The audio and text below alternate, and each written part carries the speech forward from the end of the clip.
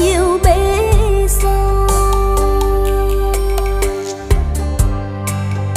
Biết rằng chẳng được gần nhau, đừng đem cay đắng cho nhau, cho cung đàn lỡ nhịp thương đau.